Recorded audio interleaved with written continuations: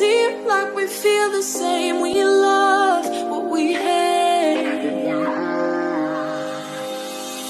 We lie, but we know we can't widen. How to understand that we are really living in a life of overflow. Hello guys, this is Yundel, and today's share is about knowing and understanding that we are really living a life of overflow. Guys, this is just a share, a reminder to each and every one of us. Of course, I am sharing this from my own reading and from my own life experiences. Yes, a life of overflow, as it says in the scripture. Why? Because we are capable of doing, producing, creating something for our life in order for us to live a life of overflow. We must just use our head, create something, use our mind to do something good for ourselves, to create something for your business, for yourself, to live in an overflow life. Of course, everything starts from a mindset work. When you can acknowledge that you are living in a life of overflow, thanking every day what is in front of you at this very moment, guys, we are really capable of believing that. When we believe, we do the action, we do our work, we can really achieve what we want to do with our life, what we want to accomplish in our life. But again, all these things, we need to understand that we must start working from our mindset first. Start everything in your mind, visualizing living in an overflow life, living a life that you can get what you really want, living a life that God has created you. He bless you. Why I can say that we are living in a life of overflow. Guys, as long as you are not a handicapped person, as long as you have the hands, you have the mind, you have the wish to create something, do something for yourself. Really, guys, you are capable of living an overflow life. But you have to acknowledge that, you have to understand that this is what I want. I am doing this for myself. I want to live a good life. I must start creating a business the way I like it to be and the thing I love to do. Loving what you are doing is very important here, guys. Why? You prosper more, you become more inspired when you are loving what you are doing. Acknowledge the thing, what is really the thing you want to do with your life. You want to create, you want to work. Start with knowing what you really love working on. Find a course, find an education that can create you that certain thing you want to create for your life in order for you to be successful and can live an overflow life. We are all blessed. It's all around us already, guys. All we have to do is to ask and pray and let God guide you to get that certain thing you want to get. You can really make it, believe it, but we have to be grateful first what is in front of us. Acknowledge that you're living in overflow already. Acknowledge that you are all blessed already, thanking Him for all these things you are blessed for. So guys, Again, the bottom line here is gratitude. Always being grateful every day what you are blessed for.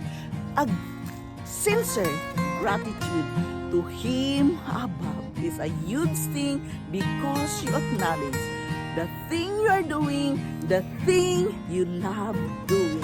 He just bless you and you will prosper and live an overflow life. But to understand, you have to work.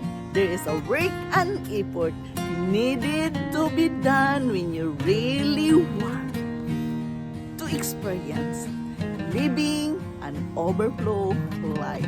It is there already. All we have to do is ask, believe, and go after the desire of your heart. Then you can really get what you really want. Acknowledge the thing, what you love doing, continue developing it, and you can really be successful in that certain thing. But you have to embrace that with love first of all. I am sharing with you guys what is written in the book of Leviticus 20:24 because it says, "You will possess their land. I will give it to you as an inheritance, a land flowing with milk and honey." Guys, the bottom line here, living in an overflow life, we have to understand that we are good enough. We are talented enough. We are capable of doing great things into our life. We must work with ourselves, knowing that we are more talented than we ever imagined of ourselves. Many times of ourselves, we discredit ourselves. We look ourselves small. Think that you are big. Look at yourself that you are doing big things, huge things in your life, and you are doing it for yourself and you are enjoying it. You have to understand that God brought you into this life to create something. So therefore, understand that the talent is there within you. You are good enough. You are talented enough. You are capable of creating, doing good things for your life to be successful, to get what you want in your life. You have to acknowledge that we are already living in an overflow world, understanding that He created you more than good enough.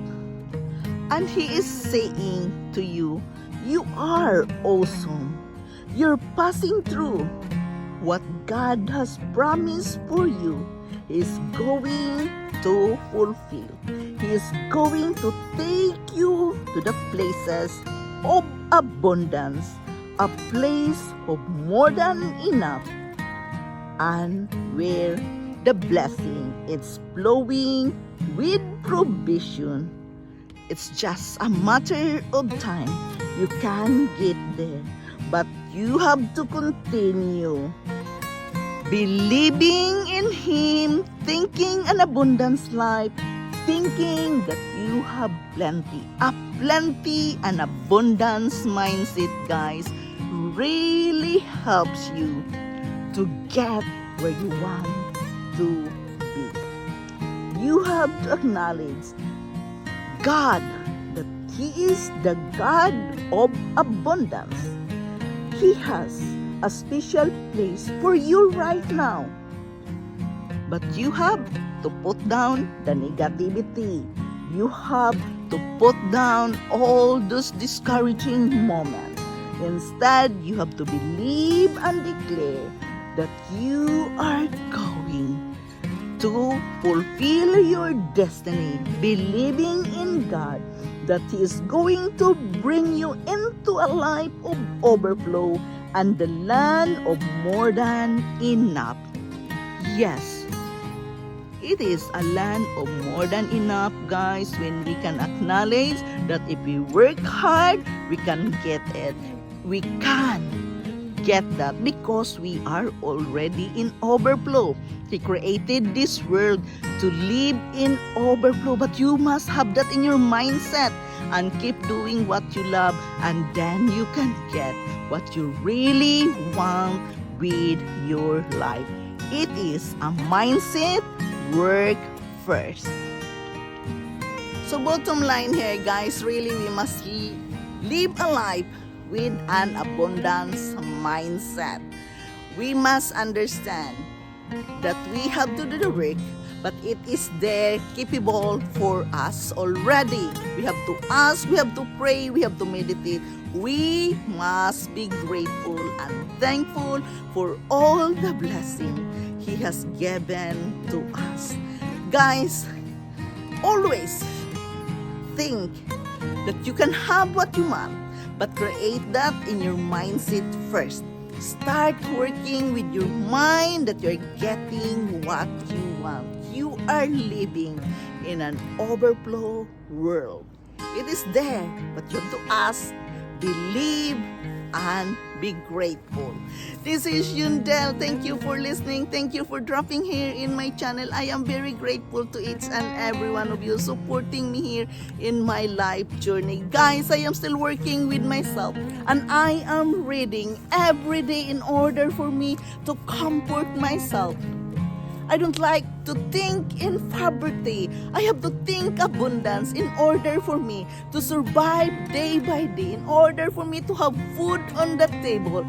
I have to think overflow, abundance. The blessing is there when you are living with a positive mental attitude.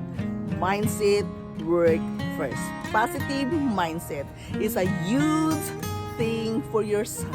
Believing and knowing, understanding that we are already living an abundance, overflow life. I love you all, and bye-bye.